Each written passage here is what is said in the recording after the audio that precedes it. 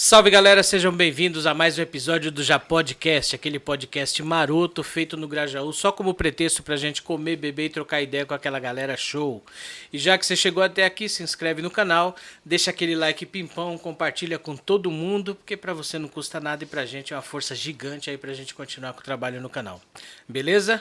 Roda a vinheta.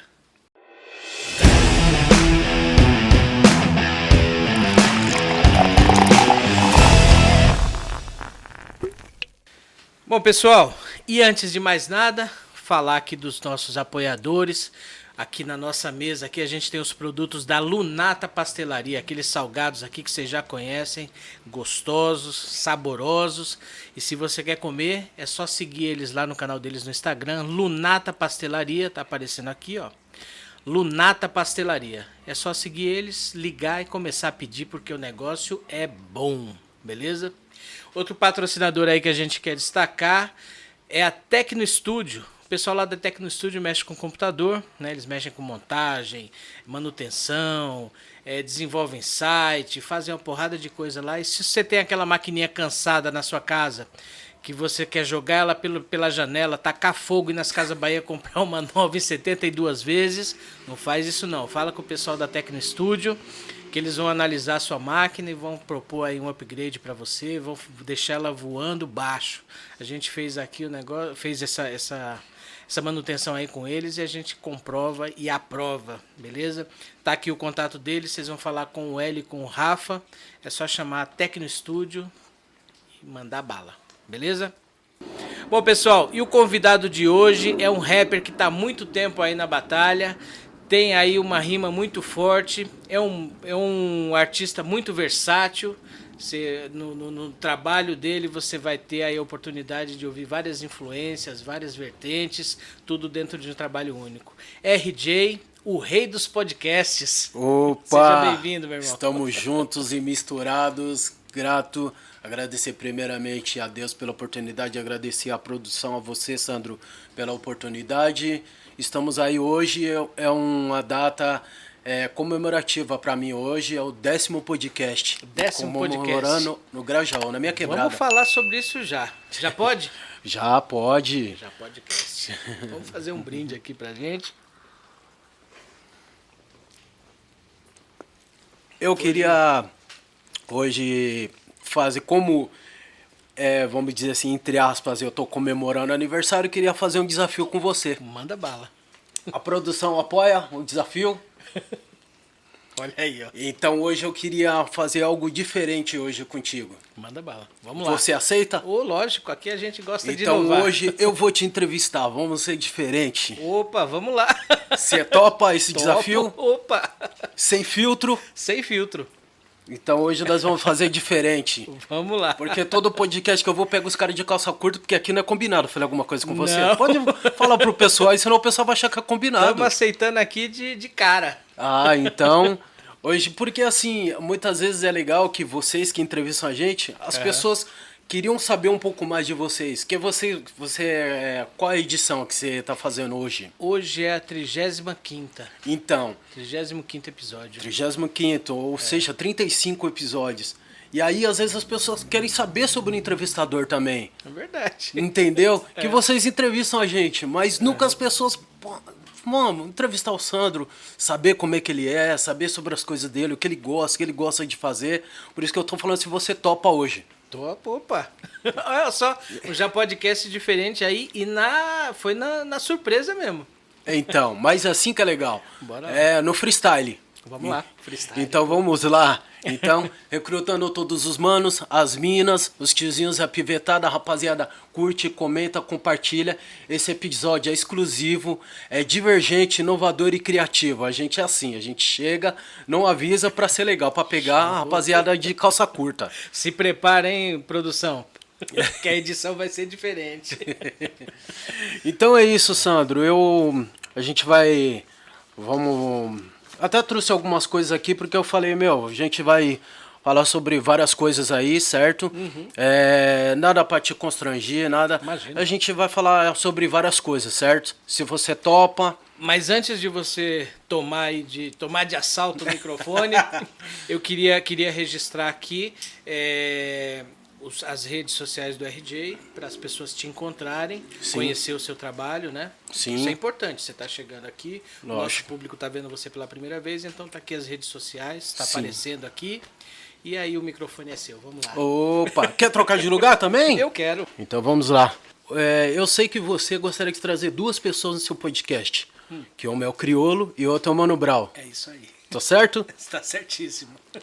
Então me fala 3 músicas de cada um dos dois que você gosta. 3 do Criolo e 3 do Mano Brown, com Racionais, com Bug Night, Bogotá, do Criolo. do disco Nó na Orelha. Nó da Orelha. Primeiro, Subiram do Tiozinho.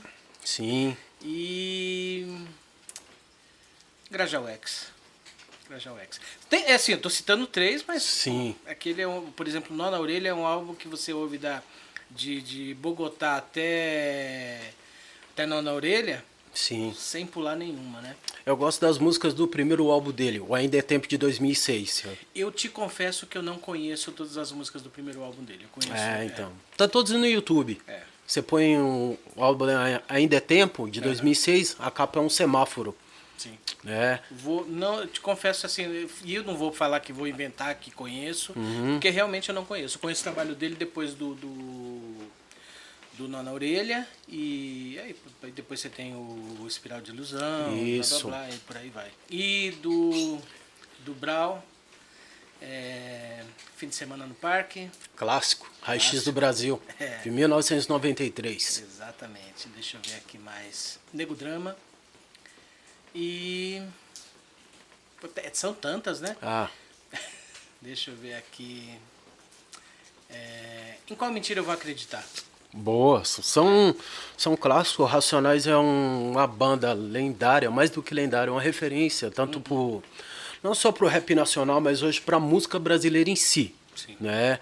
Hoje, se os pretos da periferia, tanto os manos, as minas, os tiozinhos da pivetada hoje, tem uma autoestima de andar de cabelo black, de não ter vergonha da cor da sua pele, e de poder falar, eu sou preto com orgulho, eu sou preta com orgulho, Racionais tem uma influência aí de, posso dizer, de 100% nas periferias, nos guetos, nas favelas. Eu gostaria de fazer uma pergunta para você.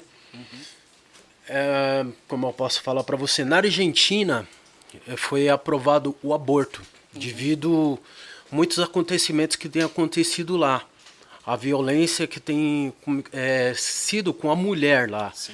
E o que você acha disso? Qual a sua opinião sobre isso? Olha, eu assim, sou defensor da vida, né? Eu particularmente, eu gostaria que não existissem situações em que o aborto fosse uma opção, tá? Mas eu entendo, embora eu tenha minhas crenças, meus paradigmas pessoais, né? Eu acho que eu não posso projetar nas pessoas a minha opinião, né? Certo. Então, e eu entendo também que tem situações em que eu acho que, infelizmente, o aborto ele é a única opção a única opção que a pessoa tem. Então, eu acho que é um direito que as pessoas têm que ter. Eu acho que é um direito que a pessoa tem que ter. A mulher tem esse direito de fazer essa escolha. Eu acredito que, dependendo da situação, dependendo do motivo da escolha, ela vai ter que responder num plano maior aí para Deus e tudo mais, mas eu acho que é uma escolha que ela tem o direito de ter. Então. Aí eu faço outra pergunta para você. Se hoje fosse seu último dia de vida, o que você iria fazer? O que o Sandro iria fazer? Sabendo que depois da meia-noite ia partir para outro plano espiritual. Eu queria estar com a minha família. Queria ficar com a minha família. Curtir esse momento familiar. Exatamente. Sim. Isso.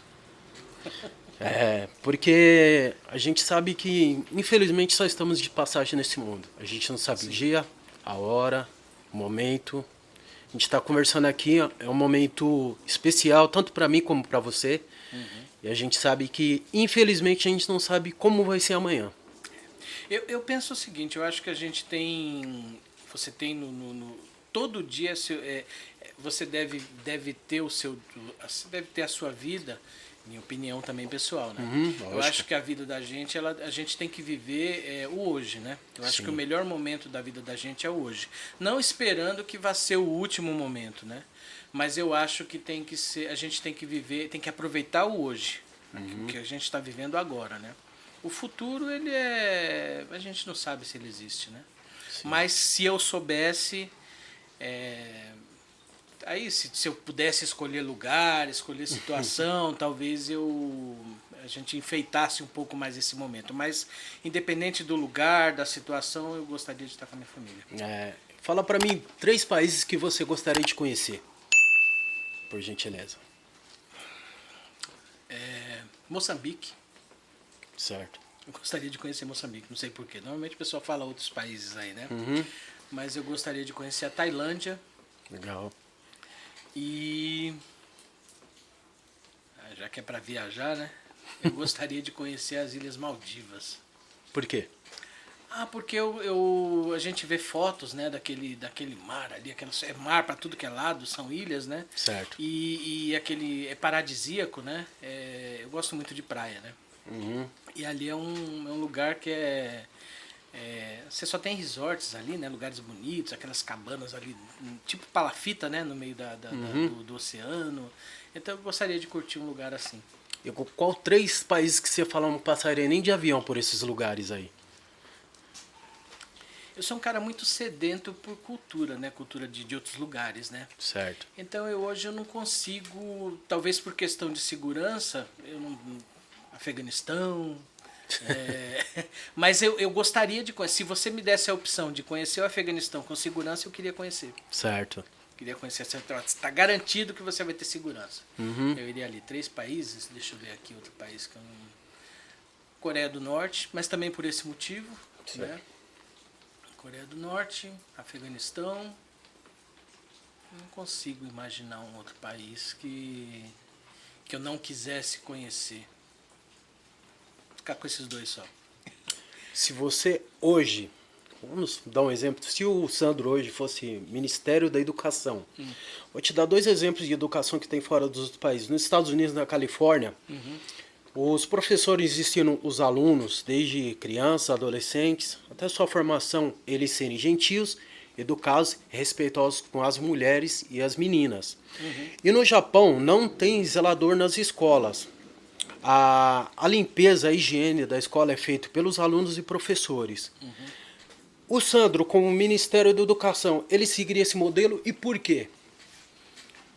Seguiria, eu traria, lógico que eu colocaria outros componentes aí, né? Mas eu acho que, por exemplo, a educação do Japão, como você citou aí, ela forma cidadãos, né?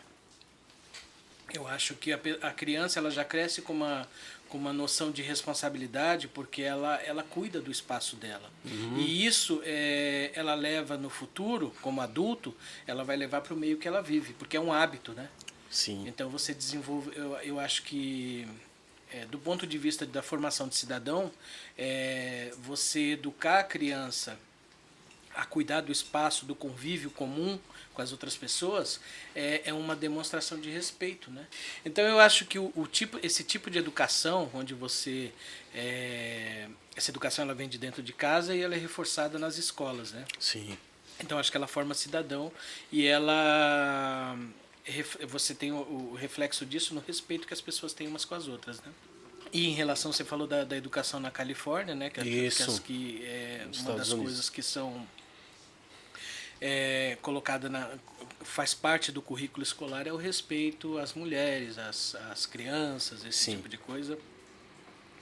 Eu acho que isso é uma coisa que é muito bom você ter na escola, só que é outra coisa que eu acredito que tem que vir de dentro de casa. Ela só é reforçada na escola, né? Sim. Eu entendo que isso você tem que trazer... É um papel primeiro dos pais, né? E depois da escola. A gente tem muito... a gente vê muito falando aqui, as pessoas falando, né? Os pais, né? Muita gente botando a culpa na educação das crianças, na educação do povo, na escola, né? A escola, sim, ela tem o papel de ter o papel acadêmico, a questão de levar o conhecimento para as pessoas, de disciplinar esse conhecimento através das regras que tem dentro da escola, Mas eu entendo que muita coisa tem que vir de dentro de casa, né? Sim. Eu acho. Mas o que você acrescentaria, fora essas duas coisas que eu falei em questão, você sendo ministro da Educação? Eu acho que a primeira coisa que eu faria, não sei de onde que eu iria buscar recursos, né? Mas eu iria padronizar o ensino para cima. Eu queria que todas as escolas tivessem um padrão muito bom de ensino, que formassem muito bem as crianças. Para aí a gente começar a falar em meritocracia. Certo. Entendeu? Porque eu acho que às vezes falta hoje as escolas, as escolas públicas, elas às vezes elas contam só com a paixão do professor, que é quem vai fazer de tudo ali pro ensino, para ter um nível de ensino ali razoável dentro da capacidade dele, né? A estrutura da escola, ela não ela é limitada. Então você pega uma criança, um jovem de dentro de uma quebrada, por exemplo, uma quebrada do Brasil, e esse jovem ele não tem oportunidades iguais a uma criança que estudou, por exemplo, numa escola particular. Né? Sim. E aí você, depois daqui alguns anos, você coloca esses dois jovens para competir, por exemplo, por uma vaga numa universidade federal, numa universidade pública, e não está em pé de igualdade. Mas antigamente a gente via que assim, tinha chamado oral nas escolas, você tinha que cantar o hino nacional, Sim. você tinha o respeito para com os professores, porque os professores eles tinham autonomia sobre os alunos. Isso. Desde se você bagunçasse, os seus pais iriam na reunião, o professor ia falar, o Sandro ele tirou nota A, tirou nota B, é um bom aluno. E se o aluno tivesse um mau comportamento, ia ser delatado para os pais. Sim. Hoje em dia, os pais não vão mais nas reuniões para saber o comportamento dos filhos, né? Sobre como eles estão agindo, como é o hábito deles na escola e fora isso até dentro de casa também, né? E aí a gente volta no que eu tinha falado há pouco tempo atrás, né? Eu acho que muita coisa vem de dentro de casa. Então eu duvido, por exemplo, que um professor vai chamar um filho meu, vai me chamar para falar que um filho meu não sou melhor do que ninguém. Sim. Mas eu duvido que um professor vai chamar um filho meu, me chamar na escola para falar que um filho meu desrespeitou um professor. Duvido. Entendeu? Porque óbvio que cada ser humano tem uma, como é que fala? Tem a sua característica pessoal, né? Certo. Por mais que você ensine, por mais que você dê educação e tudo mais,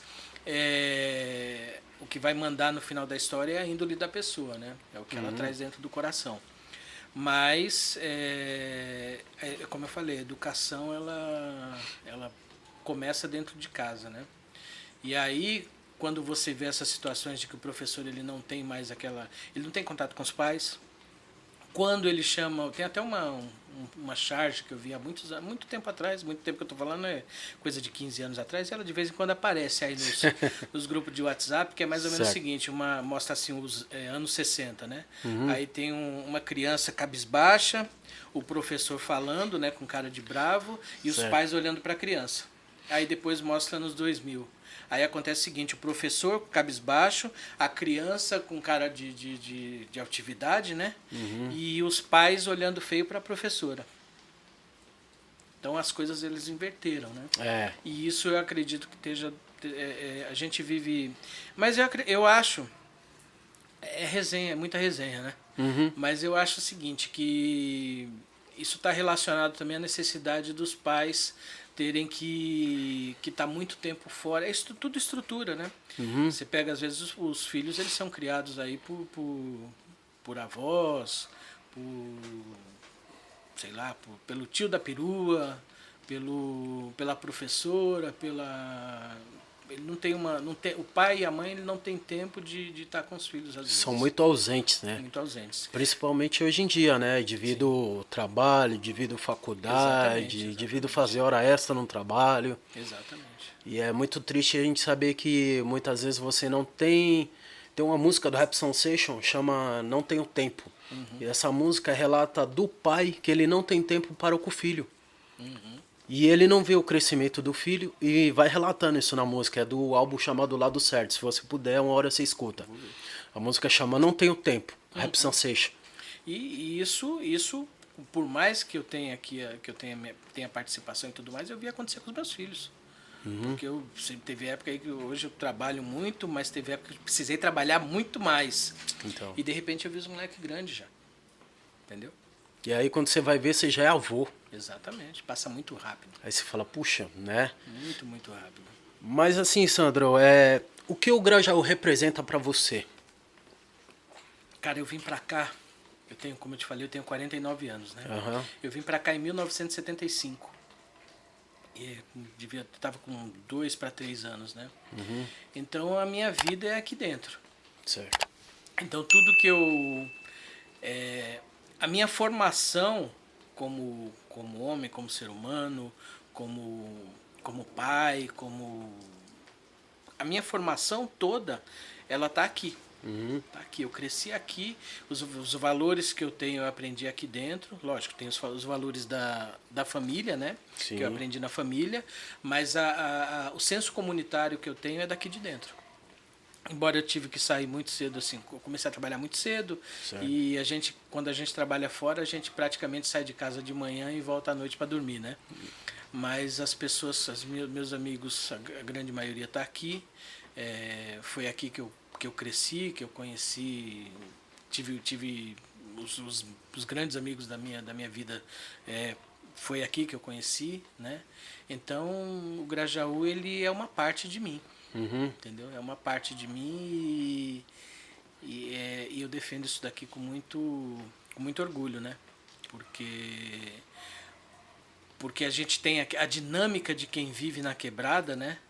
A gente aquele negócio de você entrar num boteco, parece besteira, mas você entra num boteco, você entra ali, você cumprimenta todo mundo, desde a pessoa que está na porta até a última para chegar no balcão. Verdade. Você sai cumprimentando todo mundo, mesmo que seja a primeira vez que você está entrando no bar. A irmandade, né? Aquele lance de você nunca conhecer a pessoa, mas de você dar um bom dia, uma boa noite, uma boa tarde. A irmandade que a gente tem é o calor humano de você tomar um refrigerante, uma breja, assistir. Não sei se você gosta de futebol. Sim, sim. Você torce para algum Hoje time? menos, Timão, pô. Ah, então. Tamo junto. Entendeu? Então isso é muito importante. Você assistir o jogo do Corinthians com alguém, trocar ideia, falar sobre a vida. E aí, esse aprendizado a gente acaba levando para os outros terrenos que a gente pisa. Sim. Entendeu? Então, de repente, você fala, mas o que eu entrar num boteco cumprimentando as pessoas vai me acrescentar na vida? Não, é o saber entrar. Sim. Né? Então, todo lugar que eu entro, seja do ambiente mais simples ao mais refinado, eu levo esse aprendizado. Né? A gente aprende a sobreviver aqui dentro, né? As adversidades, elas ensinam a gente a ser flexível, a gente ter aquele jogo de cintura, aquela malandragem no bom sentido, né? Certo. E aí a gente acaba levando isso daí para nossa vida, para todo lugar que você entra. Sim. Né? E o que mais te deixa feliz no Grajaú e o que te irrita, o que chegou a te decepcionar no Grajaú, que você fala isso, teve algo que me marcou, mas de uma forma negativa, morando aqui no Grajaú? O que mais, eu vou começar pela parte ruim, né? O que mais me deixa chateado aqui dentro é a falta de estrutura para a formação das pessoas, para a formação das nossas crianças. Eu estou aqui há 47 anos e a gente perdeu muita gente aí que poderia ter sido presidente de empresa, que poderia ter sido, de repente, um cientista que ia descobrir a cura do câncer. Sim. Né? E ele está, de repente, pegando busão aí todo dia, 30 anos, 40 anos, para ir trampar, para ir sustentar a família, porque não teve oportunidade de desenvolver aquele talento que ele tinha. Tem muito artista, muito ganhador de, modo de falar, né? Ganhador do Grammy Internacional, aí não sei o quê, que parou na metade do caminho. Mas você não acha que a oportunidade também, a gente tem que fazer a nossa oportunidade? Vou te dar um exemplo. Hoje eu tô aqui, né? Já fui em outros podcasts e tô aqui, para mim é uma satisfação. Mas às vezes a gente também, eu sei que a gente tem que abrir, vamos dizer, carpir o terreno para que a gente faça o alicerce da casa, levantar as paredes, bater laje, depois a gente fazer o reboco, o chapisco e o grafiato. Você não acha que também, assim, tem muita gente, concordo com você plenamente, porque eu moro no Grajaú, nasci aqui, mas tem muita gente também que para no tempo, Sim, fica estagnado. sim, concordo. Porque um exemplo, vamos dizer assim, o desemprego está alarmante no nosso Brasil. Só que se eu sei que o desemprego está alarmante, eu tenho que ter um plano B. Meu, eu vou pegar lata, vou pegar material reciclado, eu vou me reinventar.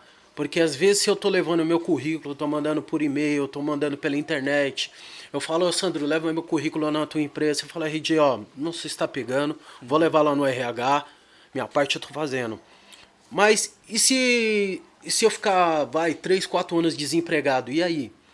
Aí chega o aluguel, chega a água, chega a luz, Mas pensão. eu entendo o seguinte, eu acho que o povo daqui, não só daqui do Grajaú, mas da Quebrada, ele é empreendedor por natureza. Sim. Né? E por mais que você empreenda, que você vamos catar lata, vamos fazer o que tiver de trampo para fazer, vamos aprender a sentar um tijolo, vamos fazer o que precisar fazer. Por mais que você faça isso, você tem um sistema por trás. Eu não gosto muito de falar desse negócio de sistema, botar a culpa no sistema, eu não gosto muito disso. Mas existe um sistema que suga o trabalhador, né? Sim. Suga em que sentido? Você imagina o seguinte, um cara que ganha, eu vou usar aqui um valor hipotético, né? Um cara que ganha 2 pau ali bruto, né? Vamos falar de um valor assim. Um cara que ganha 2 pau bruto. Esse cara, para o empregador, ele custa 4. Então, o cara, para pagar o salário de 2.000, um empregador para pagar um salário de 2.000, ele já gasta de cara 4.000. Sim. Entendeu? Aí, quando você pega aqueles 2.000 de salário, não é 2.000 de salário, porque você vai ter desconto, vai ter tanto, você vai ficar mais ou menos com uns 1.400, sei lá, talvez um pouquinho mais, um pouquinho menos. Vamos colocar aí R$ 1.500. Né? Então aqueles 2.000 já não são mais 2.000, são 1.500. E aí você vai na gôndola do mercado e você compra sei lá. O grosso, né? Compra o básico mesmo. Tudo que você comprar ali você tem uma incidência de impostos que beira aí os 50%. Então, o que você poderia comprar com 1.500, você na realidade você está comprando com 750. Então, você está roubando. Por que você não. Você pega países aí mais desenvolvidos, o cara. Tá, vamos chamar de salário que não seria o ideal, mas o cara pega os 4.000 e dá os 4.000 na mão do empregado. E aí você tem uma taxa única ali que o cara, quando ele comprar o negócio, ele já está deixando o imposto dele. Tem o imposto de renda e tem um imposto da cidade de compras. E pronto, acabou. E aí o cara faz o que ele quiser com R$ 4.000. Um pouco menos de R$ 4.000. Aqui não, aqui você ganha, você custa 4.000 e sai com 750 de poder de compra. Sim. Então isso tira a oportunidade, isso rouba a oportunidade. Aí você fala, beleza, você fala, o cara pode correr atrás, pode, tá, mas aí você tem um filho e você, por exemplo, não consegue, uma coisa que é mandatória aí para você conseguir um emprego legal hoje, é você, por exemplo, falar inglês. Você não consegue pagar o inglês pro seu filho. Né? Você não consegue pôr ele, por exemplo, numa escola. Você vai se virar, você vai fazer acontecer, você vai dar o sustento da sua família e tudo mais, mas você não vai conseguir dar, por exemplo, para ele uma educação que uma pessoa que tem um pouco mais de condições, e eu não estou desmerecendo quem tem condições, não, mas que uma pessoa que tem condições vai, por exemplo, poder pagar uma escola muito cara para os filhos, e lá ele vai ter uma educação do nível muito mais alto. Né? E aí, de repente, você coloca o seu filho e essa pessoa que saiu ali e não está em pé de igualdade. Pode ser que o seu filho se saia melhor do que o filho do cara que tem um pouco mais de grana e tudo mais. Porque por talento, por de repente uma injeçãozinha ali de batalha que você colocou no seu filho, para ele ter um senso de batalha, correr atrás, essas coisas vão fazer a diferença lá na frente. Mas ele teve que batalhar 2 vezes, 3 vezes mais, 4 vezes mais do que aquele que já teve tudo na mão. Então, não dá para você falar em meritocracia numa situação dessa, né? Mas qual seria a solução para tudo isso, na opinião do Sandro? Eu acho que, para começar, a gente teria que desfazer essa estrutura política que a gente tem hoje, enxugar o Estado. O Estado é muito caro, a máquina do Estado é muito caro. Você tem países aí em que um vereador, um deputado, ele ganha ali a mesma coisa que ganha um pedreiro, e o pedreiro vive com dignidade. Sim. Você acha justo um político no nosso país ganhar 94 mil? Não faz sentido. Não faz sentido. Quanto que é o nosso salário mínimo hoje? R$ Tá? 1.100. Então não, Isso é uma vergonha, né? É uma disparidade muito grande. É uma vergonha. Então eu acho que começa por aí, entendeu? Não aí tem muita gente que vai ouvir falar, você é comunista? Não, eu só quero que as pessoas tenham dignidade. A partir daí, aí você pode falar, fulano quer ser, sei lá, vamos colocar aqui uma profissão com uma um pouco mais humilde, com uma renda um pouco menor, mas aí sim é opção. E mesmo assim, ele vai ter dignidade na vida dele.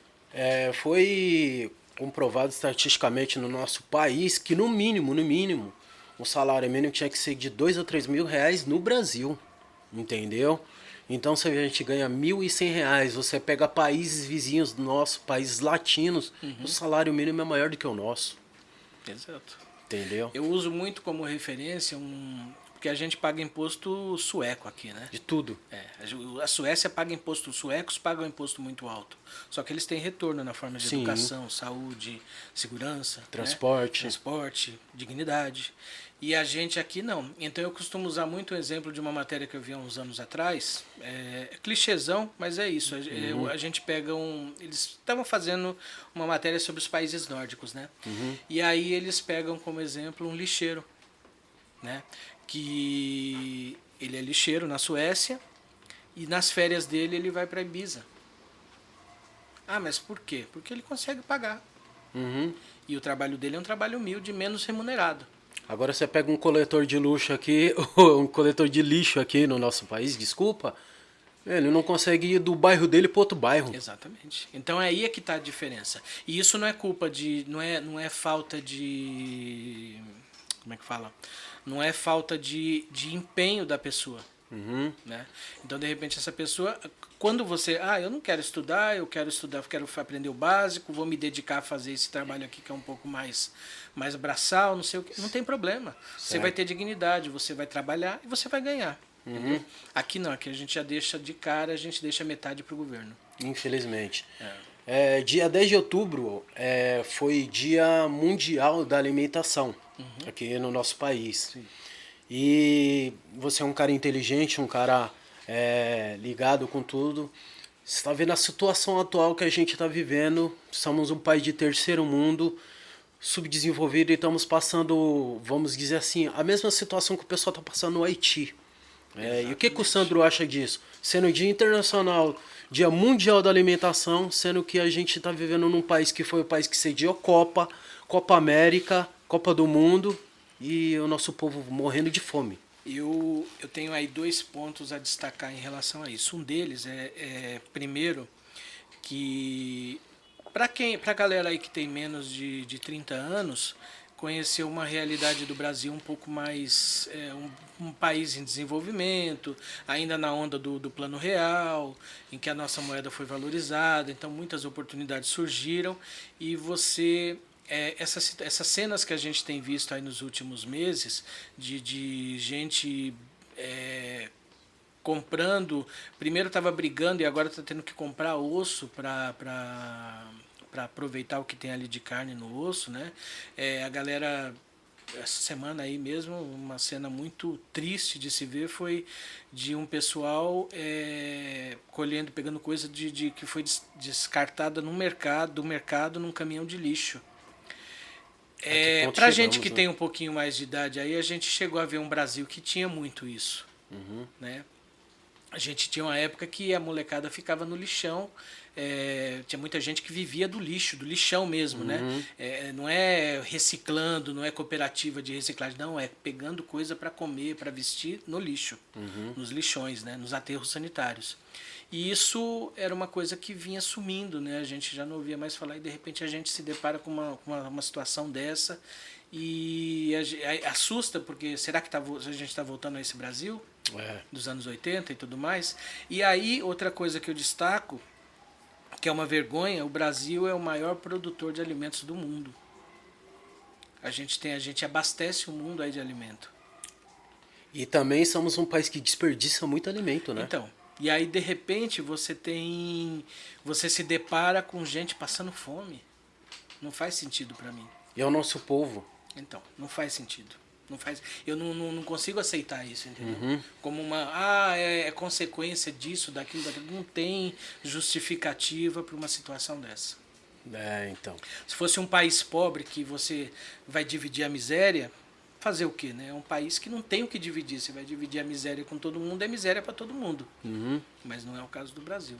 O Brasil é um país muito rico, então é muito triste você ver uma situação dessa, né? Uhum. Eu não concordo, não consigo aceitar. Sim. A gente... Vou fazer uma pergunta agora um pouco fora da curva para você, né? Para sair um pouco do lado sério. Você tem filhos homem, né? Sim. Que você falou.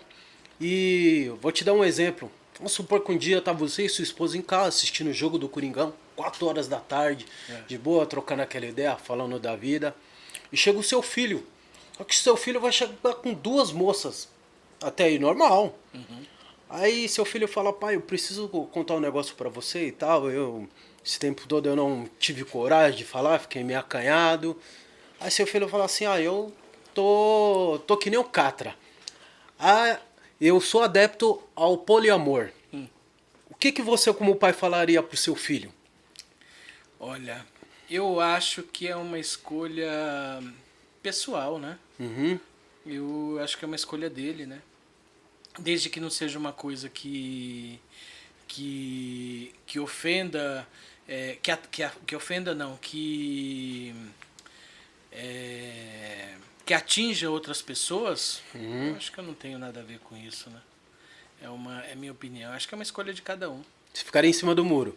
Não, eu acho que é uma escolha dele. Certo. Eu não tenho nem que apoiar, nem que proibir. Uhum. Mas ficaria um pouco complexado assim, na hora? Não. Encararia com naturalidade? Eu encararia com naturalidade. Tem coisas aí que a gente, dentro da nossa sociedade, esse é meu modo de ver, tá? Ninguém é obrigado a ver igual a mim, né? Não.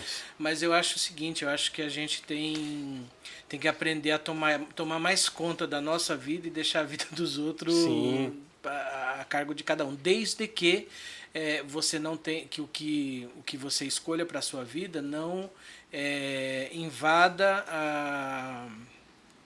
a vida do outro, né? Sim. Invadir no sentido de, se eu fizer uma coisa que eu vou escolher aqui, andar por esse caminho aqui. Se nesse caminho eu vou ter que te esbarrar em você, te derrubar, te não sei o quê, eu acho que aí não. Mas se eu seguir meu caminho aqui, o seu tá aqui, você não vai atrapalhar a sua vida e eu vou seguir meu caminho aqui, eu não tenho nenhum problema com isso, não. Beleza. Eu tenho o meu modo de ver a vida, eu tenho os meus valores pessoais e tudo mais. A gente junta os valores que a gente aprende com a família e os valores que a gente tem, que a gente aprende através das crenças que a gente tem, como é que chama, os dogmas, né? Sim. Que a gente tem e tudo mais. Mas eu sou bastante aberto em relação a isso, não tem problema nenhum. Legal. Vamos supor que, não sei se você tem irmãos. Tenho. Tem irmão homem? Então vamos lá, aí um exemplo fica até mais legal. Vamos supor que um dia seu irmão liga pra você, Sandro, preciso falar uma coisa pessoalmente com você, uma coisa um pouco complicada e tal. Ele liga pra você, fala, vamos marcar pra gente ir no boteco, conversar, não quero nem falar em casa, quero falar só com você, né? E aí ele fala que a firma dele pediu vários exames pra ele fazer, fez vários exames, endoscopia, tomografia, todos os exames que você imaginar ele fez, todos. Porque a firma pediu para ele subir de cargo e tal, né? É para uma multinacional, até aí tranquilo. Só que aí tem um probleminha nisso daí. Teve um exame dele que deu um probleminha lá. E esse exame dele deu que ele tem infertilidade. Só que aí vem o detalhe, ele já tem 3 filhos. Isso foi constatado que essa infertilidade vem desde os 18 anos. É. Aí ele fala, pô, eu tenho um filho de 14, um de 12 e um de 10. E o médico falou que essa infertilidade minha veio desde os 18 anos. O que você falaria pra ele, sabendo que ele tá passando por essa situação? O seu Olha, irmão. eu vou te falar uma coisa, é uma situação complicada, né? Porque envolve aí, eu não vou nem chamar, não vou nem falar da infidelidade do casamento, né? Aí falta é uma infidelidade do companheirismo entre marido e mulher, né? Da da situação em si, né? Na realidade, ele não é pai dos filhos, né? Sim. Se ele é infértil, não tem como ele ser pai dessas Mas crianças. só que ele foi descobrir isso depois de anos. Ele já criou essas crianças. Sim. Então, na moral, eu falaria para ele o seguinte: é uma coisa que você tem que entender o que é para você, o que isso representa hoje na situação do momento, porque de repente foi ali no momento lá atrás, era uma outra vida que o casal tinha, e hoje de repente eles têm uma vida boa e tudo mais. Eu orientaria, aconselharia ele a entender se ele é capaz de perdoar, porque os filhos ele criou como filho. Então o amor que ele tem por essas crianças é um amor de pai para filho. E isso não é o fato de ser fruto de uma situação dessa, não é isso que vai fazer ele deixar de amar essas crianças, né? Sim. Então eu aconselharia ele nesse sentido, de entender o que isso significa para ele e apoiar a decisão que ele tomar. Entendeu? Sim, sim. Eu vejo dessa forma. Legal. E vamos supor que de repente nunca partir para violência, para situação dessa. Sim. Até por isso que ele ligou pra você, pra ele não tomar nenhuma atitude precipitada. Eu falaria isso para ele, polêmica, né? Mas eu falaria para ele primeiro se acalmar, não fazer nada de impulso, pensar nas crianças, né? Que são filhos dele, né? Ele vai passar um tempo, pode ficar ali meio querendo querer papo, não sei o que, mas eu acho que o amor vai falar mais alto, né? Se ele é um pai de verdade, essas crianças são filhos dele. Sim, com certeza. E se o Sandro hoje ganhasse na Mega Sena, vamos dizer amanhã, vai. Se você tá lá no trampo na hora do almoço, vou jogar aí por jogar, vai. E aí, quando fosse no outro dia, se jogasse amanhã, no outro dia, você olha lá os números, poxa, 6 números da Mega Sena, ganhei. Aí você chega pra sua mulher, amor, estouramos no norte, ganhei. O que você faria? Primeiro eu garantiria, com uma parte desse prêmio eu garantiria a minha vida, a vida dos meus filhos, né? Ajudaria primeiramente eles. E eu acho que eu não nasci para ser rico não, cara. Porque eu não tenho grandes ambições. Ambições a gente tem, eu não tenho avareza por dinheiro, não tenho esse negócio de ostentação. Eu não sou muito chegado nisso, né? E eu não sei se o dinheiro, te falo assim de verdade, de coração. Não ganhei, então não dá para saber se seria a minha atitude mesmo. Mas eu não tenho, eu acho que eu não mudaria muita coisa na minha vida, não, óbvio. A gente ia querer morar melhor, ia querer ter uma condição melhor e tudo mais, mas eu acho que eu não mudaria, eu não viveria de acordo com o padrão que esse dinheiro poderia me dar. Então eu iria subir, lógico, um pouco o padrão. E eu acho que primeiro eu iria fazer um plano, nunca pensei nisso, né? Mas eu iria fazer um plano para garantir o futuro dos meus, né? Você ia continuar morando no Grajaú? Não sei, de repente, não sei. E eu iria ajudar muita gente. Não iria sair distribuindo dinheiro, mas eu iria fomentar muita coisa na quebrada, acho que eu montaria um instituto, alguma coisa assim, para ajudar, para fazer diferença na vida das pessoas. Esse é o meu sentimento. Sim. Do fundo do coração. Legal, legal. Porque eu sempre acreditei o seguinte, teve uma vez que um colega meu perguntou, pô, você viu o Cristiano Ronaldo, foi ganhar não sei quanto, tanto lá? Cara, é um valor obsceno, porque é a estrutura do futebol hoje, dos grandes esportes, dos grandes artistas, rola muita grana, mas eu acho que às vezes os valores eles são muito obscenos, porque eu acho que daria para a pessoa ter uma vida muito, muito, muito confortável com uma parte daquilo. E o que cada um faz com isso é um problema de cada um, mas eu acho que deveria ter um limite para o ser humano ganhar, né? Porque eu acho, hoje você tem, por exemplo, eu não sei exatamente qual é a proporção, mas me parece que 50% da 50% da riqueza do mundo está na mão de 2% da população. E os outros 50% está na mão de 88%, 98% da população. Então, quer dizer, você distribui muita riqueza na mão de pouca gente e muita miséria na mão do restante. Mas você vê que existe um abismo social entre os pretos e os brancos. E assim, um exemplo, é raro você ver um cara rico, tipo um Apílio Diniz, um Silvio Santos, Bill Gates ficar pobre. Sim. Entendeu? E nós que somos periféricos, moramos no gueto, pra gente ficar rico é uma treta. Entendeu? Então, o que você acha desse abismo social que há no nosso país, precisamente? Um país que tem 27 estados, mais com 240 milhões de habitantes. E existe esse abismo social entre os pretos e os brancos, isso é fato. As pessoas podem achar que isso é racismo, que isso é mimimi, mas não é, entendeu? A gente vê que a gente vive numa classe desfavorecida, onde a gente tem que muitas vezes trabalhar em 2 empregos, isso é aquilo que a gente estava falando no começo da entrevista, que muitas vezes o cara trabalha, vamos dizer, na área de vigilante. Ele tem que trabalhar às vezes em 2 trabalhos para ele ter no mínimo uma renda de R$3.000. Para ele receber 2 VRs, 2 VAs, seu VT, seus R$3.000 e sem folga. Porque quando ele for tirar folga, ele tem que pagar no mínimo de R$250 pro cara folgar um domingo para ele. Sim. Entendeu? O que você acha disso? A gente volta naquela questão do que a gente veio no começo, né? Falta de estrutura. A gente tem aí uma história muito recente do ponto de vista de você falando em humanidade, em sociedade.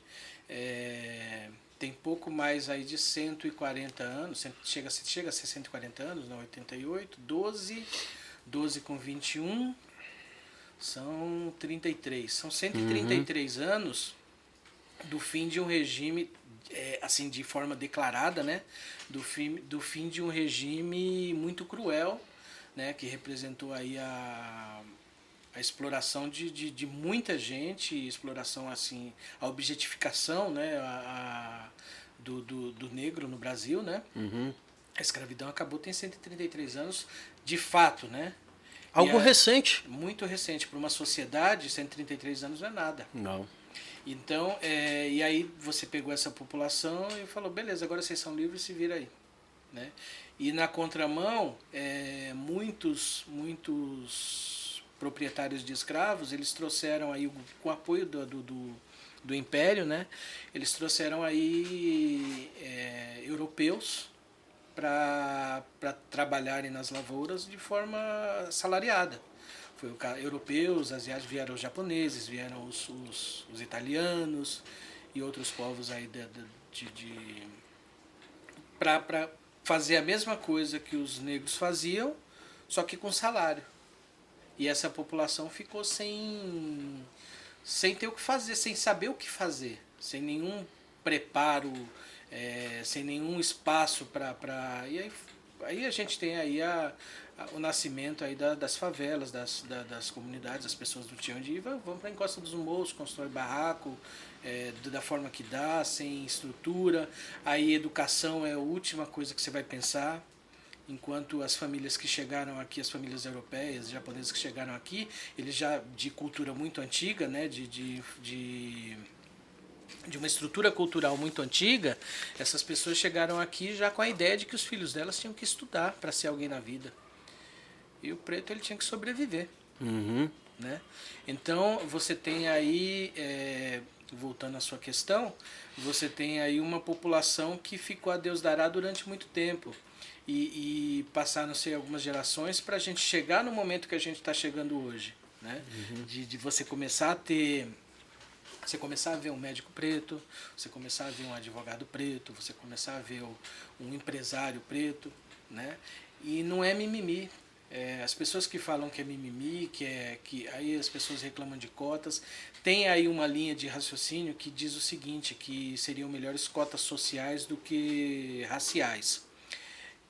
Eu entendo, acho que tem um pouco de verdade nisso, né? Porque você tem muita gente aqui na Quebrada, por exemplo, que é branco e não tem as oportunidades que um filho de rico tem. Sim, é Então, branco e de quebrada que a gente fala, né? exatamente, E aí esse cara, ele também mereceria uma oportunidade de ter uma cota também, né? Para se desenvolver. Só que aí tem muitas questões envolvidas, mesmo essa pessoa, ela tem ali uma aceitação melhor dentro da sociedade, porque a nossa sociedade ela é racista. Sim. E não venha falar que não tem racismo, que racismo é mimimi, ele existe, ele é forte, ele é estrutural, ele tira oportunidades, né? Então as cotas elas vêm nesse sentido, né? Eu acho que deveria talvez se pensar melhor, se modificar um pouco as coisas, mas elas têm que existir porque tem que existir uma reparação. Tem que se dar uma oportunidade para o nosso povo crescer.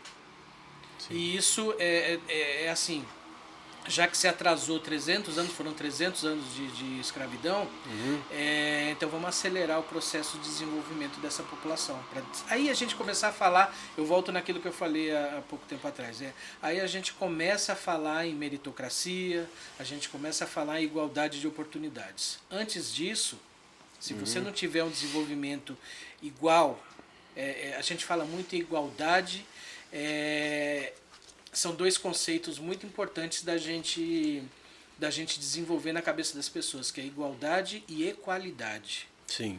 A igualdade é aquela... Tem uma charge, eu falo muito de charge porque eu gosto de desenhar então eu me apego muito a isso. Tem uma charge que tem 3 caras de tamanhos diferentes. Um baixinho, um cara com uma altura um pouquinho maior e um cara mais alto. Legal. E eles estão num cercado que é do mesmo tamanho. E cada um tem uma caixa uma caixa de madeira. Certo. E eles têm que olhar para o outro lado dessa cerca, desse cercado, né? Então, o mais baixo ele sobe nessa caixa, ele não consegue enxergar nada, porque não dá altura. O médio, ele fica ali do limite, alcançando aqui, passando, não consegue enxergar tudo, porque ele está em cima de uma caixa. E o cara mais alto, ele está em cima da caixa, ele está com metade do corpo olhando para fora. Isso é igualdade, porque todos eles têm uma caixa. Equalidade seria todos eles estarem olhando à mesma altura. Então você, para o cara mais baixo, você daria 2 caixas. Para o cara do meio, você daria 1 caixa. E para o mais alto, caixa nenhuma. E eles olhariam da mesma altura. Aí tem que valer, né? Aí você está falando em equalidade. Sim. Né? Então eu acho que é nessa linha que eu penso. Certo. Nem sei se eu respondi a sua pergunta. Não, fica tranquilo. Fica tranquilo, mas é legal. Vamos supor que a dona Maria, que é sua vizinha, uma mulher preta, uma senhora de uns 70 anos de idade, e ela sempre vai nos lugares, no mercado, na padaria, você sempre encontra ela te viu desde criança, tudo bem, Sandro, como é que tá a sua família e tal, sempre troca aquela ideia, às vezes você ajuda ela a carregar sacolas e tal, pra casa, e um dia você vê uma cena constrangedora, ela sendo, insultada, sofrendo injúria racial, num mercado qualquer.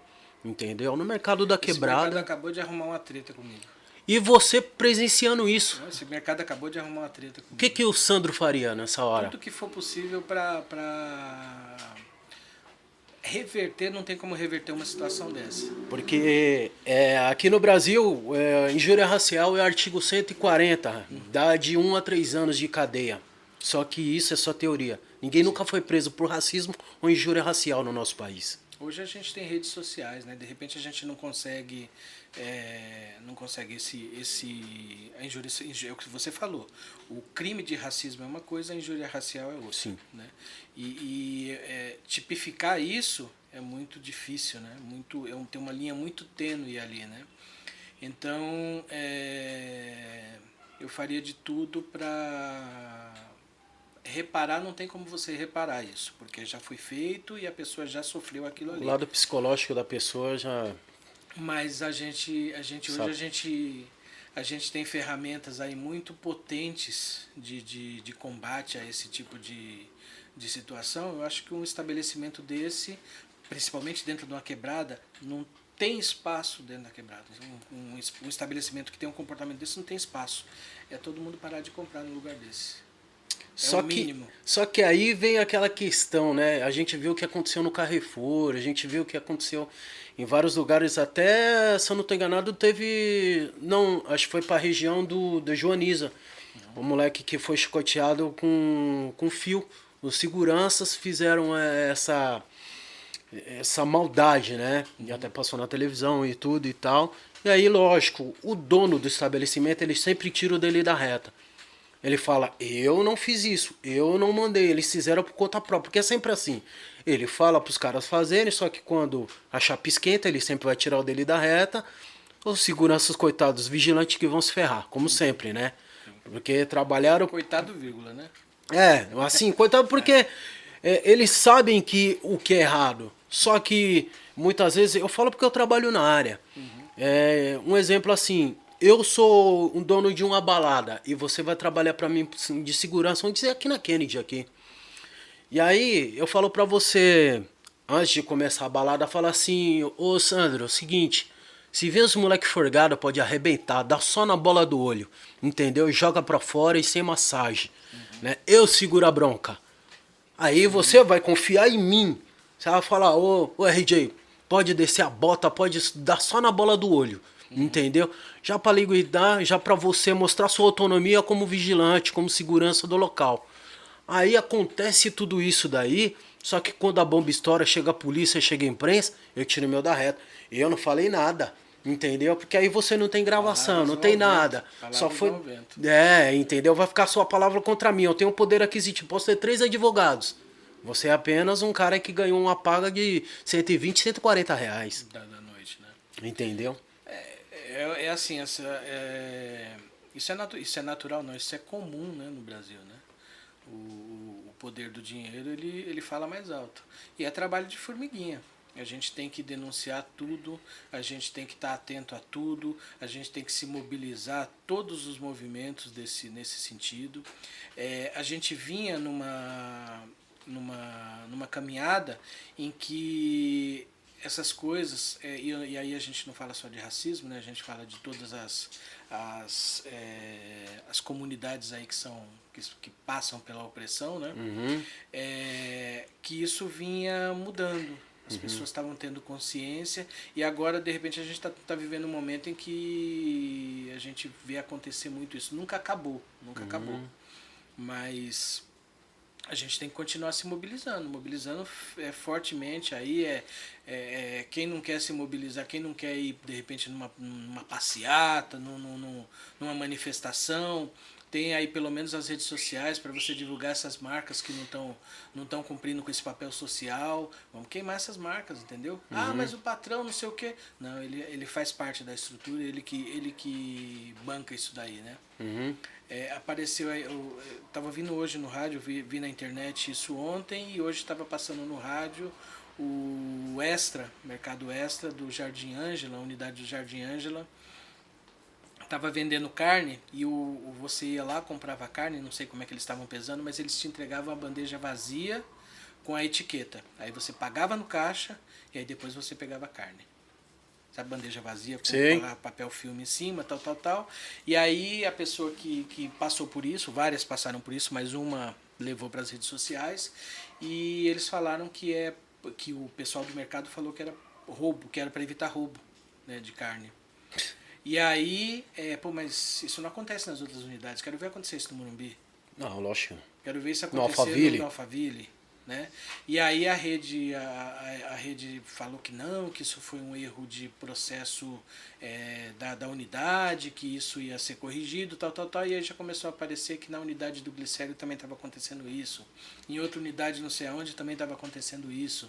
Então É um modus operandi, entendeu? Sim. É uma coisa estruturada. Mas o engraçado de tudo é que a população ela tem uma força tremenda, só que ela não se unifica para falar assim, meu, já que os caras estão fazendo isso, ninguém vai comprar, ninguém vai mais adquirir a carne, ou independente de qual produto que seja nesse mercado. Exatamente. Só que no outro dia tá todo mundo lotando o mercado, então por isso que eles Essa continuam oferta. fazendo tudo isso daí, entendeu?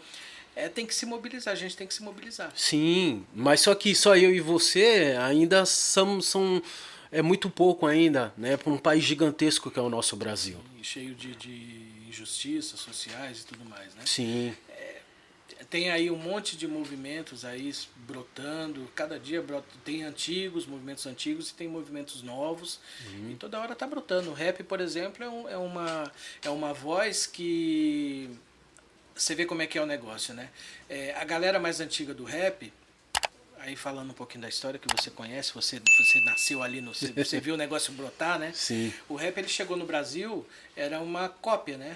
Os artistas da época eles copiavam os americanos sem ter muito o que falar, era uma cena legal, tava no negócio ali, eram iguais do lado de lá falando com as demandas dele e a gente tava copiando aqui. A gente, tô falando sim. dos artistas, né? Não Sim, sabia sim. muito. E aí de repente deu um estalo e falou, opa, isso aqui é uma linguagem que a gente pode reivindicar um monte de coisa aí. sim, Né?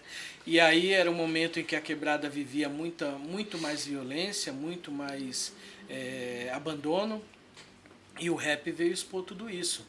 E ali, se você pega aí rap do final dos 80 até o começo dos anos 2000, era muito afiado, era um negócio de protesto mesmo, de muita indignação, fala firme, fala dura, as rimas pesadas mesmo. E aí de repente, não é crítica, tá? Eu acho que isso é natural. E aí Sim. de repente você vem para um momento em que a galera que está surgindo, tem uma galera que ainda continua usando o rap como linguagem de manifestação, né, dessas indignações, mas tem uma galera que já está falando de outras coisas. sim, Né? É aquele negócio, teve a galera da antiga veio, abriu aquela picada ali no facão, tirou o mato, abriu o caminho, aí veio outra galera, já abriu o negócio, já asfaltou, e tem um pessoal hoje que está andando no asfalto, e esqueceu de qual foi o preço de tudo isso. Porque teve um preço. Sim. E aí, então eu entendo que a gente não pode esmorecer. Tem Sim. muita coisa para continuar sendo dita, muita coisa para continuar sendo mostrada, e a luta não acabou, não. Acho que o legado, ele tá aí, né? O legado tá aí, tanto seja do rap, como do samba, da música sertaneja, do reggae, de todos os segmentos musicais. Mas hoje a gente tá num momento de música descartável, né? Porque hoje você tem as plataformas digitais, da qual você pega um exemplo do Manuel Gomes. Eu sempre falo do Manuel Gomes nas minhas entrevistas, que é o cara que canta Caneta Azul. Sim. Ou você pega a Jojo Todinho com Que Tiro Foi Esse? Uma música que bate um mês aí, beleza. Eles ganham dinheiro, lógico, porque a música bomba, e aí nego regrava, e tem todo aquele procedimento que tem no mundo da música, só que depois você pode trombar o Manuel Gomes na rua, no mercado, comprando um quilo de alcatra, entendeu? É o mesmo cara que você viu em vários programas de televisão, porque a fama é muito rápida hoje em dia. E porque é uma coisa, acho que foi a Alcione que falou. Ela falou assim, fácil é você fazer hit, difícil é você fazer clássico. Porque é diferente. O hit você fez, bateu um mês ali, baixou a poeira. Agora eu quero assim. O hit pode ser clássico sim, lógico, né? Porque tem muito hit que virou clássico. Mas tem hits que é só apenas hit, né? Exatamente. Porque é difícil você fazer um clássico, uma música que você vai escutar 20 anos depois e vai falar, poxa, essa música é contemporânea, é atual, entendeu? Então por isso que muitas vezes a gente fica naquela coisa de escutar música velha. Ah, eu ouço Legião Urbana, eu ouço Cazuza, eu ouço Janis River, ouço Iron Maiden, eu ouço, sei lá, Linkin Park, Castanho e Caju, Paulo César, Raul Seixas, Paulo Diniz, entendeu? Amado Batista. Aí o pessoal, poxa, mas você tá ouvindo só coisa, só velharia. Mas é porque a música boa ainda é que nem vinho, a velha, Exatamente. entendeu? Tem um pouco de conservadorismo nosso também. Sim, lógico. Essas músicas, os clássicos que você diz, eles têm um apelo sentimental, né? Porque Sim. eles jogam lá a gente há 20, 30 anos, 40 anos atrás. Você se transporta ali para aquele momento, para aquela realidade, às vezes quando você era criança, e coisas desse tipo. Então a música ela tem esse poder. E se ela é boa, ela vai servir como referência para esses momentos, porque ela marcou lá quando ela era hit e hoje ela é um clássico pra gente, né? Tem músicas que elas, infelizmente, elas não conseguem ocupar esse papel de clássico, né?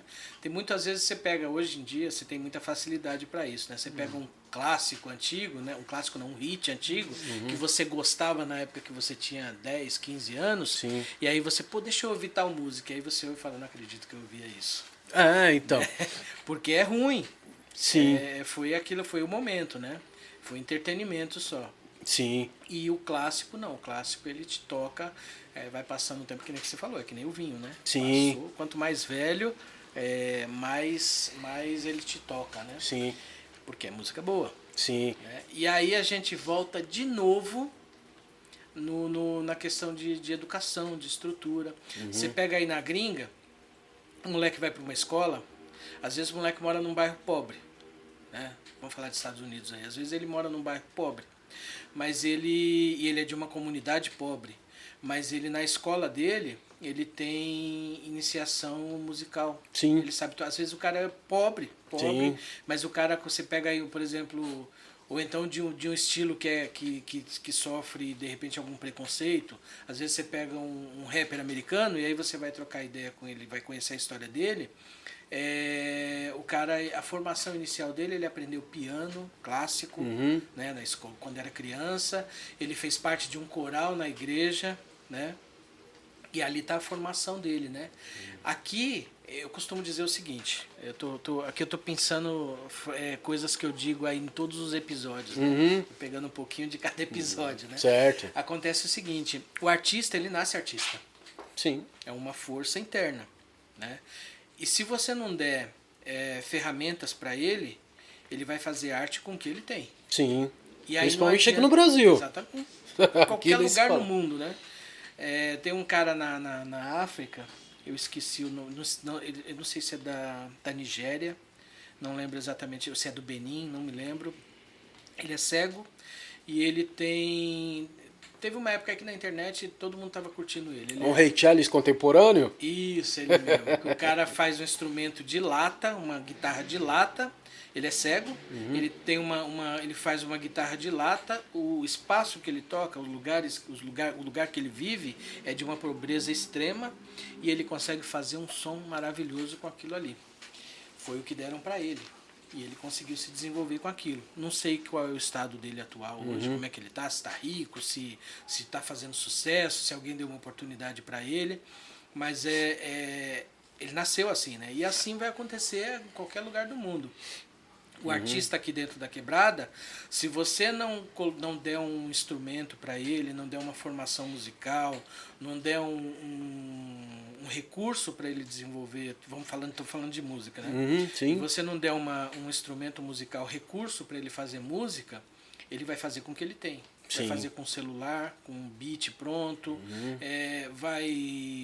E aí tem gente que vai falar, mas isso é muito ruim, isso não tá legal. Não importa, ele está fazendo. Sim, né? sim. E aí a gente volta lá atrás. Se você cria estrutura para essa molecada, e aí é outra coisa que eu cito aqui sempre. Você tem aí projetos como o Projeto Guri. Sim. Né? O Projeto Guri tem uma infinidade aí, mas eu cito muito o Projeto Guri porque ele acontece... Desculpa te interromper, mas tem um projeto muito interessante dos meninos aqui no Grajaú, do Shimalami, Xadrez Sem Muros. Isso aí, exatamente. O trabalho do Shemalami, que em breve, dá um spoiler aqui, o Shemalami logo vai estar aqui. Drezo, Hit, conheço, viu? Isso. E aí o que acontece? Você pega essa molecada e se você dá a estrutura para eles, você pega, por exemplo, o Projeto Guri, a molecada vai ter lá aula de música fundamento da música, coisa fina mesmo, instrumento que a gente não vê na mão de qualquer um. Sim. É uma flauta transversal, é um violoncelo, é um saxofone, é um piano, dependendo da unidade, de graça para molecada pobre. Sim. Né?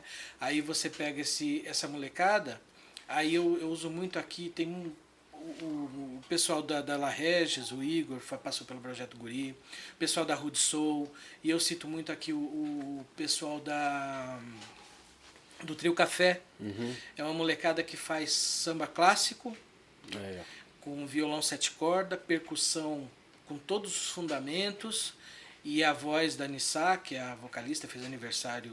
A gente está falando aqui hoje, o episódio vai ao ar dia 29, mas a gente está gravando no dia 20. Que dia é hoje? 21? Hoje 19. Ela fez aniversário ontem. Parabéns, Nissa. E você vê o trabalho deles, dessa molecada, e eu cito o Trio Café como exemplo, mas é uma molecada que recebeu um fundamento. E eles estão fazendo miséria. Estão fazendo uma música que você não vê em qualquer lugar. Por quê? Porque eles tiveram ali no passado, no passado recente, né? Tiveram um lugar onde eles aprenderam a fazer. E aí a arte deles, ela pula para um patamar diferenciado. Sim. Você pega a molecada que você tem aí muita... No rap mesmo, você tem muita... O movimento hip hop, por exemplo, é um movimento que levou muita molecada para aprender a ter contato com a arte através do grafite, Sim. ter contato com a poesia através das rimas, né, das batalhas, ter contato com esporte através do skate, basquete, do break com a dança. A dança com break. E isso salva a vida, cara. Aí você tem uma porrada de artista que começou aí, e são caras de qualidade. Por quê? Porque eles tiveram contato com a arte, tiveram contato com gente que ensinou. E detalhe, hein? A próxima Olimpíada, que o breakdance vai estar envolvido como um esporte. Eu ouvi falar isso aí também. Você vê? Então, é isso. Muito interessante, muito importante isso para fortalecer a cultura hip hop. E mostra que a gente está no caminho certo, né? Exatamente. Porque, poxa, é um privilégio você saber que o breakdance está envolvido nas Olimpíadas. Você vê o skate hoje. Sim, né? sim. Você vê o skate hoje nas Olimpíadas, pô, é um esporte totalmente street. Sim. Né? E tá lá. Sim. Entendeu? Você tem aí a nossa representante aí, a Fadinha. Sim. É uma menina que, de repente, se ela não tivesse tido contato com isso lá atrás, ela talvez não tivesse, pode ser que ela não tivesse oportunidade nenhuma.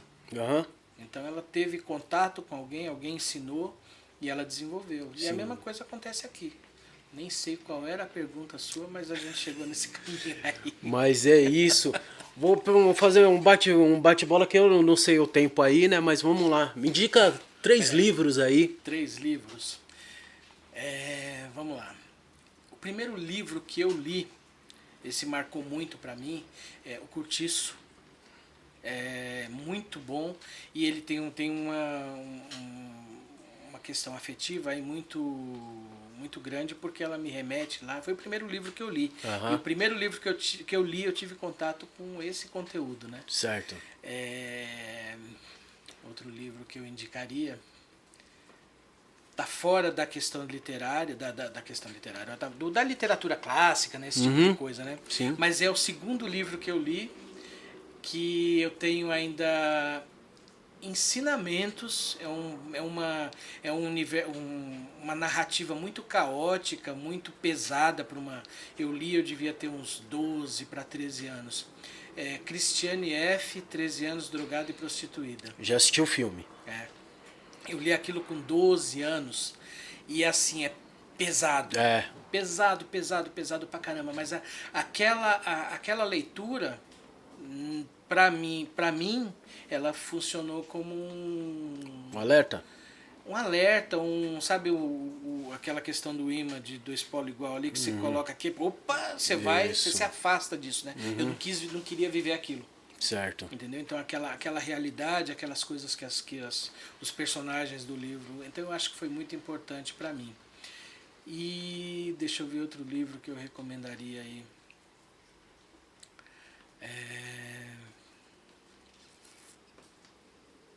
Vamos pensar aqui. É muito livro, mas... O Pequeno Príncipe. Pequeno Príncipe. Pequeno Príncipe. São livros aí pra mim que tem uma questão afetiva, né? Então fazem parte aí da minha formação. Eu indicaria esses 3. E me indica 3 filmes aí. 3 filmes. Cara, aí a gente tem que viajar muito assim na memória para escolher, pensar 3 filmes. Deixa eu ver aqui, 3 filmes que...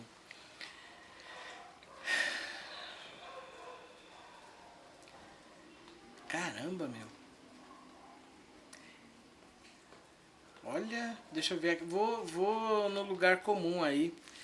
Vou indicar blockbusters. Eu gosto muito de filmes assim que tem uma mensagem legal aí pra passar. Mas não, vamos aqui. Colors. Ice-T.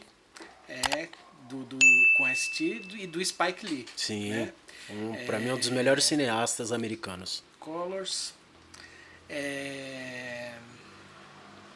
Shaft. Assim, é um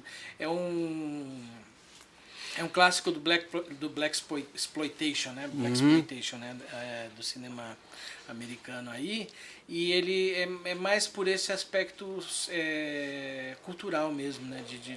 Da cultura do Black Exploitation, né? Certo. Que era aquele cinema de negros para negros, né? Então eu gosto muito da trilha sonora, da temática e tudo mais. Eu sei que não é o melhor filme do mundo, mas ele tem lá sua posição aí, né? Certo. E eu vou... Deixa eu ver aqui...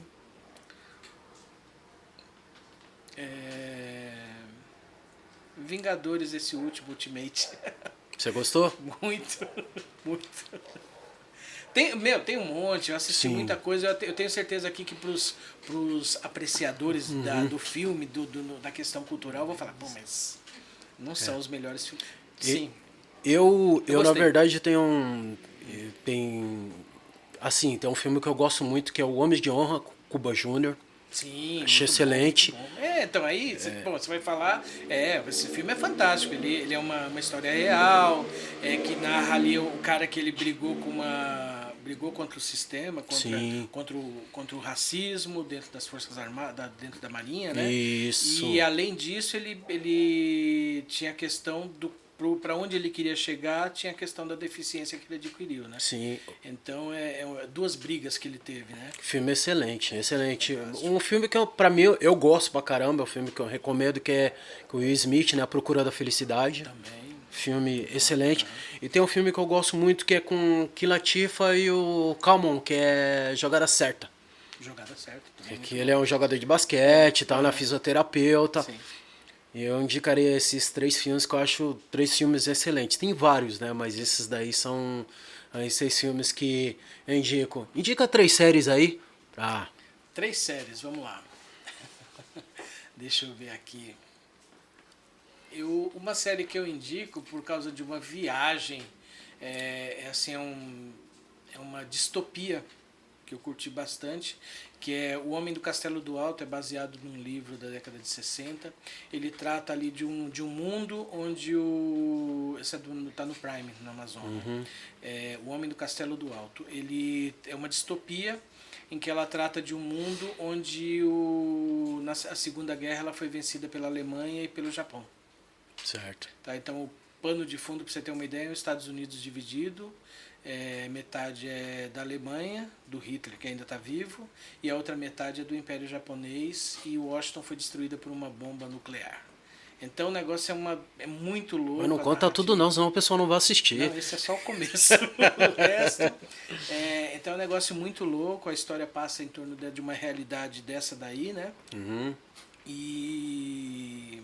Então é uma história muito legal, né? Ela mostra um pouco das possibilidades aí da nossa história, né? Trata de uma realidade alternativa aí da nossa história. Um outro que eu curto muito Tem várias séries. Eu poderia indicar aqui série Cabeça e tudo mais, mas eu vou indicar as que eu gostei. Sim, né? lógico. Indica as três que você né, curtiu. Tem uma que é o 100, The 100, né? Que é uma série também, uma distopia. Eu gosto desse tipo de Essa temática. Situações alternativas aí.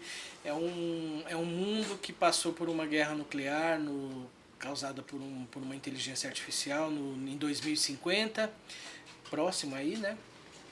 E aí, só vou comentar o comecinho aqui para o pessoal se situar, né? Porque o comecinho é chato, parece meio sessão da tarde, né? Então tem e aí você imagina, o mundo ele acabou numa guerra, né? Tem sobreviventes aqui, tudo, mas eles perderam tecnologia, contato, não tem mais nada, né? E aí, só que tinha um monte de estação espacial em volta da Terra. Tipo essas que a gente tem hoje, a Estação Internacional, não sei o quê. Então, cada país ali na corrida espacial, tinham várias estações espaciais. E a população que sobrou viva com tecnologia na mão foi esse pessoal. E não é nada assim do outro mundo, não. Era estações espaciais comuns aí que a gente já tem hoje. E esse povo ficou perdido no espaço, não tinha o que fazer. O que eles fizeram? Eles acoplaram 12 estações espaciais e criaram ali um modo de vida ali, e se procriaram ali durante quase 50, 60 anos, viveram dentro dessa estrutura, né, na órbita da Terra, mas eles queriam esperar passar a radiação aqui na Terra para voltar, né? E aí o crime, como os recursos eram escassos, né, muito escassos, eles pegavam todo crime, todo tipo de crime era punido com uma execução, né? Eles jogavam a pessoa no espaço. Certo. Né? Então, e se você era de menor, você ficava preso até completar 18 anos para ser mandado para o espaço. Então ali naquele meio tempo você tinha a oportunidade de ser, sei lá, reabilitado, alguma coisa desse tipo. Né? E aí eles queriam fazer um experimento, pegaram 100 jovens desses que estavam presos, colocaram umas pulseiras medindo negócio de sinal vital, oxigênio, esse barato, e mandaram para a Terra. Se vira lá. Vamos ver o que vocês encontram lá. É a chance de vocês sobreviverem. Eles vieram para a Terra. E no começo parece que ia ter uma rave, um monte de adolescente fazendo uma rave. Só que o negócio fica sinistro depois. Legal. Muito bom, vale a pena. E o terceiro? Terceiro... Narcos. Curti Narcos. A história lá do Pablo Escobar, né? Beleza. É bem legal. Beleza. Tem mais um monte, mas... Não, mas só 3 só. Bom, que eu gostaria para finalizar, vamos sair um pouco desse nicho. Como eu sei que você é corintiano como eu, Opa. Né? Então vou fazer um bate-bola bem rapidinho só para finalizar aí. Fala pra mim 3 títulos que você achou, que você presenciou, seja no estádio, seja pela televisão, que foram importantes do Corinthians que você assistiu. Você fala, se mexeu comigo. Campeonato Paulista de 82, eu não lembro se é 82 ou se é 83. Não vou lembrar o ano, mas também não lembro. Lembro assim de alguns jogadores porque foi o primeiro contato de fato que eu tive com o futebol, que eu fui prestar atenção em futebol, foi na Copa de 82. Então, quando acabou a Copa, eu queria consumir tudo que era de futebol, né? Queria ver o futebol. E esses jogadores que eu vi jogar na Copa de 82, eles voltaram pro Brasil, né? Então você tinha, por exemplo, Sócrates, eu não sabia quem era Sócrates. Certo. Né? E aí, fora os outros, né? E aí então aquele campeonato, e logo assim, da primeira vez que eu comecei a prestar atenção no futebol, o Corinthians foi campeão paulista. Então aquilo ali pra mim marcou demais. E aí os outros 2 títulos é a Libertadores e o Mundial. 2012. 2012. Você tava onde nesse dia? No último jogo da Libertadores aqui no Pacaembu. Tava em casa. Tava em casa? Tava em casa. Ficou muito nervoso? Porra. Porque parece que não, tava parecendo que não ia, né? Já tava, a gente já era motivo de chacota, né? Exatamente. E fala 3 jogadores importantes que você acha do Corinthians, assim, que você fala assim, eu não falo ídolo porque eu sou um cara muito engessado pra isso, mas caras que você tem como referência a falar, esses 3 caras foram importantes para a história do Corinthians em si. Pra história do Corinthians. Isso. Vamos lá. Sócrates, obviamente. Rivelino e Birubiru. Pô, mas o Birubiru não é aquele jogador, mas ele foi uma figura ali importante, né? Só eu cito esses três. Pra mim, eu coloco o Marcelinho Carioca. Sim. Outro cara que... O Sócrates... Teves foi muito importante. O Sócrates, por causa da democracia corintiana, ele revolucionou com a democracia corintiana. E outro cara, assim, pelo tempo que ele jogou no Corinthians, acho que foi um cara que ele soube o que é ser Corinthians, o Sheik. Sheik também. Armison Sheik. Mas tem o Sheik, Paulo Guerreiro, Teves, você tem um monte aí de cara aqui. Sim. Mas é porque, assim, tem caras que passaram e passaram. Mas tem caras... É a mesma coisa, pra mim, um dos técnicos mais importantes do Corinthians foi o Tite, isso é inegável. Sim. Entendeu? Até porque eu trouxe a Liberta, né? Então. Trouxe a Liberta e o Mundial, entendeu? E assim, eu acho que o que eu tenho pra falar hoje, desde já agradecer você pela oportunidade, né, de poder fazer essa resenha divergente, né? A gente saiu um pouco fora da curva. Porra, totalmente. Porque, como eu falei pra você no começo, né? É legal porque as pessoas querem saber quem é o Sandro. Exato. Querem saber o que você pensa, o que você gosta. E como vocês sempre entrevistam a gente, as pessoas falam assim, mas o que será que ele gosta? O que ele pensa? O que ele imagina, né? Sobre vários temas, né? E isso é muito importante, porque é engraçado que eu fiz isso com o cara lá em Diadema, com o João, no Fala Podcast. E aí... Só que eu não falei nada pra ele. A gente ficou conversando antes, naquela resenha e tal, quando eu aceitei... Aí ele me apresentou tudo, eu falei, aí eu falei pra produção, a produção autoriza eu fazer algo diferente? Os caras, pode. Eu falei, então tá tranquilo. Aí eu falei pra ele, então, máximo respeito, eu posso fazer algo diferente hoje? Ele falou, pode. Aí eu falei, hoje vamos inverter, hoje eu vou te entrevistar. Ele falou, puxa, eu não imaginava. E eu não falei nada. Eu também não imaginava. Entendeu? Porque o legal é isso, você não falar nada. Porque o cara não espera, o cara pensa, vou entrevistar o cara, vou perguntar isso, aquilo outro e tal. Vai ser uma entrevista, entre aspas, comum, como sempre é que eu fiz. Mas quando você vai no contrafluxo disso daí. Exatamente. Entendeu? Porque às vezes você pode estar com... de repente você pode ter um dia agitado, de repente você teve um dia legal, né? Então... Isso também, querendo ou não, influencia na entrevista. Às vezes você tá um dia meio indignado, meio injuriado, você fala, poxa... ou senão você acaba chutando até o balde, entendeu? Coisa que você até não... Tipo assim, você acaba citando o nome de muita coisa, você fala, poxa, agora já foi. Entendeu? Então, eu te agradeço pela oportunidade, né, meu? Pra mim, a satisfação tá na minha quebrada, literalmente. Tá no Grajaú. E que Deus possa abençoar você, sua família, toda a produção ricamente, para que você possa propagar. E é muito importante a rapaziada curtir, comentar, compartilhar aqui no Já Podcast com o anfitrião Sandro. E desde já o RJ agradece toda a família, tá bom? Valeu. Eu queria aqui, antes da gente encerrar de fato, eu queria fazer um comentário, que eu já estava com isso na cabeça, né? E eu acho importante destacar o seguinte, você é um artista que é da quebrada, e eu acho que você eu não sei se eu posso usar essa palavra, se de repente você tá você tem a sua bolha, você está dentro de uma bolha, então normalmente quando a gente vive dentro de uma bolha, o artista quando ele está dentro de uma bolha, a expressão artística dele ela não vai para todos os lugares. Isso cria ali uma sensação de anonimato. Sim. Mas eu não chamaria de anonimato, porque eu acho que é uma palavra... Anonimato tô eu. Tá a gente que pega ônibus todo dia para trampar e não consegue se expressar artisticamente, não. O artista ele nunca está no anonimato. Está ali numa bolha, mas ele não está no anonimato. E você é um artista que você tem uma visão que pouca gente está tendo ainda. Eu acredito que hoje, se você pesquisar bem, se você correr atrás, eu acredito que você seja a pessoa que mais participou de podcast. É sério. Você acha que você é o rei dos podcasts. Já tô me... então, só fazer uma observação rapidinho. O legal de tudo isso daí foi que, como eu falei pra você, eu tenho que agradecer você e todos os irmãos e irmãs que têm me dado oportunidade. Sim. Porque... Mas eu acho que o cara tá querendo montar um podcast. Ele tá treinando pra... Não tem tá fazendo estrutura benchmark. não tem estrutura pra isso não, porque misericórdia, se eu levar todo mundo que eu conheço, misericórdia. Mas esse é o um princípio. ano todo. Esse é o princípio. Você tem.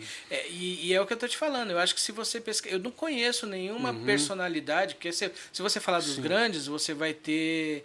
O que acontece? Os grandes você tem o Flow, tem o Podpah, tem o Vênus, tem o Inteligência Limitada e um ou outro ali que tá num patamar ali secundário. Sim. E os artistas, eles no máximo vão nesses aí. Sim. Tem o Dudi Lopes, ali é 4, 5, Sim. que o cara vai passar ali pelos 5. Sim. E só. Sim. Ele não vai, às vezes ele não vai num podcast pequeno, não sei Sim. o quê. E os podcasts pequenos, eles não, que é o nosso caso, eles se conversam pouco. Então, por exemplo, quando eu trago um convidado para cá, de repente ele não é interessante para os outros podcasts que estão no mesmo nível que a gente. Certo. Né? Então, o que acaba acontecendo? Nos podcasts grandes, que é o pessoal, as celebridades, eles vão ali no máximo 5, e o cara que vai num podcast pequeno, ele vai em 1, 2, 3 no máximo. Sim. E você já tá. Qual é aqui é o 10º. É o 10º, comemorando o 10º. Eu duvido que tenha alguém no Brasil que participou de 10 podcasts. Não. E a meta agora é ir para 20. Até dezembro vamos para 20. Cara, eu acho que você vai entrar no Guinness Book. Mas o cara que aí, mais participou de podcast. Mas o legal para mim foi as experiências que eu tive, né? Porque, assim, poxa, eu... como teve esse lance da pandemia que infelizmente engessou todos nós, os artistas em geral, aí eu falei, poxa, eu tenho que me reinventar. E aí eu peguei e falei, vou partir para os podcasts. Porque quando a pandemia impregnou do Brasil, todo mundo ficou assustado. Ninguém tinha medo de ir no mercado. Exatamente. Mercado na padaria, não, que não sei o quê. Entrar dentro do ônibus dava aquele pavor. Você ficava com pavor, com medo, com receio, com tudo. Né? A gente ia trabalhar obrigado. Faltava ir com roupa de astronauta para trabalhar. Entendeu? E aí depois que tudo foi... Todo mundo foi se vacinando, tudo, né? Graças a Deus. E aí eu falei, poxa, eu tenho que me reinventar. E aí eu comecei a ir pros podcasts, aí fazendo contato e tal. Na verdade, se eu fosse para todos os podcasts que eu fiz contato, eu ia em 50, sem mentira.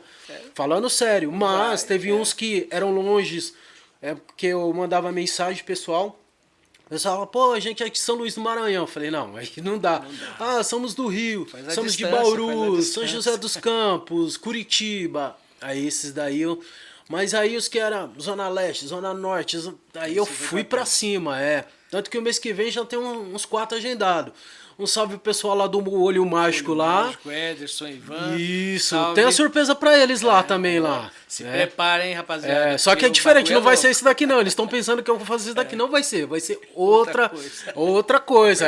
Porque senão os caras falam assim, não, ele vai entrevistando. Já vou ficar preparado. Não vai ser isso, vai ser outra coisa. Vou pegar eles de calça curta também, mas vai ser diferente lá. É isso. Entendeu? Mas grato, de verdade. Eu que agradeço e assim, a única coisa que eu fiquei chateado é porque eu tinha um monte de coisa para te perguntar, um monte de coisa para te falar e eu fui entrevistado. Não, mas então, é isso. A gente deixa para uma próxima vez. Isso. Logo pra gente fazer o legal do jeito certo. Que muita gente queria ouvir você e eu falei, eu acho que essa é uma oportunidade. Vamos lá entrar no Contrafluxo.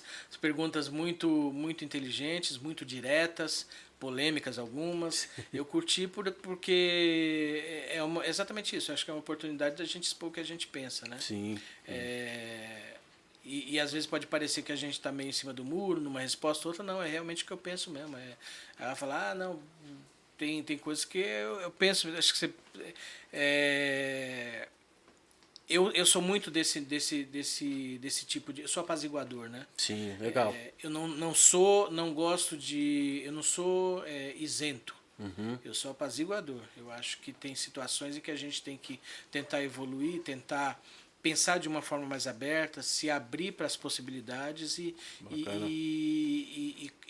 conviver com essas coisas, né?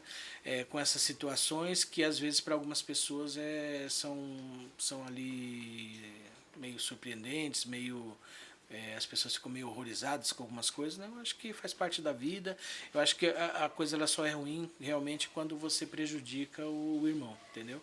Bacana. Quando você prejudica alguém, aí sim, aí você tá, acho que você tá sendo, não tá correndo pelo certo. Agora, quando é uma coisa que não me diz respeito à minha vida, eu acho que cada um segue o seu caminho e tem o meu respeito, vai ser bem-vindo no meu espaço, sem problema nenhum, entendeu? Bacana. Então, E qual frase você diria pro pessoal, para finalizar? Uma frase que você falaria para todos, pros manos, cara, pras minas, pros tiozinhos, pras uma frase filhetadas. que eu gosto muito, que pauta a minha vida aí, é Fernando Pessoa, né? Navegar é preciso, viver não é preciso. Essa é uma frase que ela tem várias reflexões, vários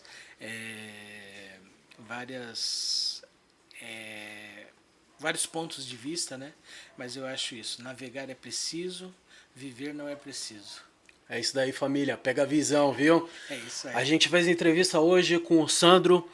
Ele, para quem não sabe, é o primeiro cara que criou o podcast aqui no Grajaú, inseriu isso e para minha satisfação tá entrevistando. Aqui quem falou hoje é Repórter por um Dia RJ, do Grajaú pro Mundo. Sandro, Deus abençoe e tamo junto. Amém. Tamo junto. E aí, faz favor, encerre você. Eu tô aqui de boa, pessoal. Então, rapaziada, hoje foi o Já Podcast com o anfitrião Sandro. Né? Para mim foi uma satisfação tremenda entrevistar ele. Um cara que tem um programa Já Podcast. Esse é o 34º. 34º Não, podcast. 35º. 35º podcast, né? E eu vim comemorar de uma forma diferente hoje entrevistando ele, né? Eu fiz o aniversário, mas quem foi presenteado foi ele. Que Deus possa brinde aqui, abençoar a todos, certo? Saúde. E aí, já? Já podcast. Tamo junto. É isso. Obrigado e até a próxima.